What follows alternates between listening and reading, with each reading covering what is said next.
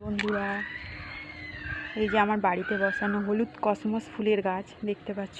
সবাই বলে যে এর উচ্চতা নাকি 1 থেকে 5 ফুট, কিন্তু না, এর উচ্চতা অনেক। দেখো,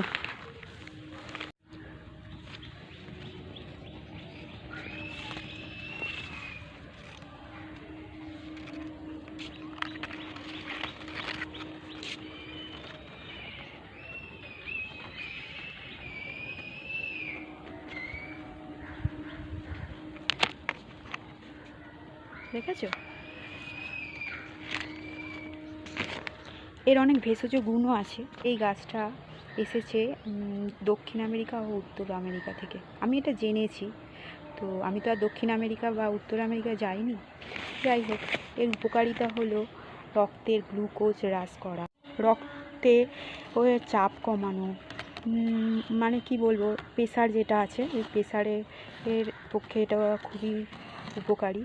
এবং হাড়কে সুস্থ রাখতে এই গাছের খুবই উপকারিতা আছে।